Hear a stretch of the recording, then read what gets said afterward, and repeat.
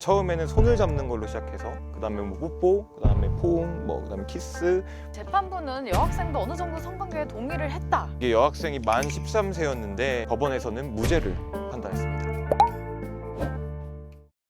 네, 안녕하세요. 중앙일보 사회부 법조팀 박사라. 경찰팀의 정진호 기자입니다. 오늘 소개해드릴 사건은 미성년자와 성인의 성관계인데요. 조금 민감한 주제이긴 하지만 도대체 몇 살부터 이 성관계를 범죄라고 보고 처벌할 수 있느냐 이런 문제입니다.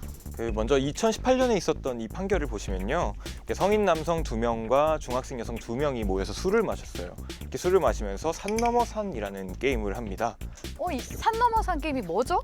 이게 저도 해본 적은 없는데 옆에 있는 사람이랑 점점 스킨십 강도를 높여가는 게임이에요. 그러니까 처음에는 손을 잡는 걸로 시작해서 그다음에 뭐 뽀뽀, 그다음에 포옹, 그다음에 키스 이런 식으로 더 높은 스킨십을 옆 사람과 하는 거죠. 그리고 만약에 이걸 거부하면 술을 마셔라, 이런 술 게임입니다. 근데 이런 게임을 미성년자랑 성인이 한 거면 좀 위험하지 않나요? 그쵸. 이게 여학생이 만 13세였는데 스킨십 강도를 계속 높이다 보니까 나중에는 이게 성관계밖에 남지가 않게 되고, 이게 벌칙을 소주 한 병을 다 마시는 걸로 하다 보니까 여학생이 성관계를 결국에 이 성인 남성과 가지게 됐어요. 그 후에 성폭행 혐의로 경찰에 고소했던 그런 사건입니다.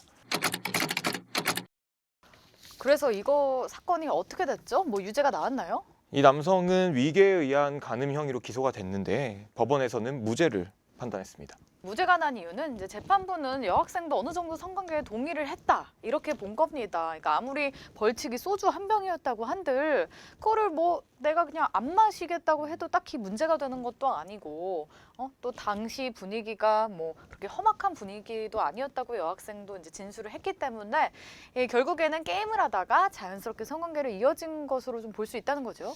네, 이게 또 판결문에 따르면 여학생이 사건 이후에 학교에 소문이 퍼져서 신고를 하게 됐다. 그리고 본인도 강간을 당했는지 아닌지는 명확하게 모르겠다. 이런 식으로 얘기를 했거든요. 또 이게 사건 발생 뒤에 이 여학생과 이 20대 남성이 연락을 여러 번 취한 흔적도 있다는 점이 고려가 됐습니다.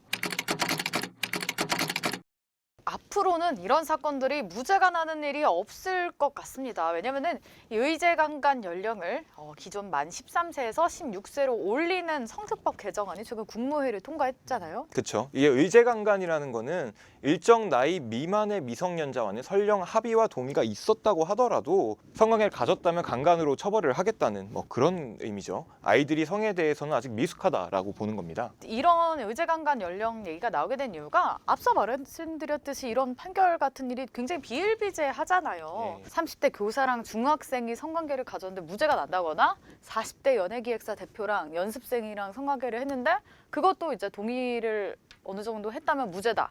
이렇게 난 거죠. 이게 의제강간의 나이를 올리자는 지적은 이전부터 있어 왔는데요. 이게 N번방 사건을 계기로 이번에 법이 바뀌게 됐습니다. 네, 우려되는 점들도 있긴 하거든요. 왜냐면은 미성년자랑 성인이 정말 사랑을 할 수도 있으니까. 그리고 또 중학생의 자기 결정권을 너무 무시하는 거 아니냐. 조국 전 법무부 장관 역시 의제강간 연령을 올리는 건 신중해야 된다라는 얘기를 한 적이 있었죠. 그러니까 13살부터 16살까지는 장애가 있거나 이런 특수한 사정이 아니군 범죄로 처벌하지 말아야 된다. 이런 얘기였습니다. 정 기자, 그러면은 만약에 고등학생이 중학생이랑 성관계를 가지면은 이건 어떻게 되는 거예요? 이번 개정안에서는요, 미성년자와 성관계를 한 사람이 만 19세 이상인 경우에만 처벌할 수 있도록 제한을 둬가지고요. 그러니까 10대들끼리는 사랑을 해서 했다. 이런 말이 통할 수도 있습니다. 그렇군요. 네, 지금까지 사회부였습니다.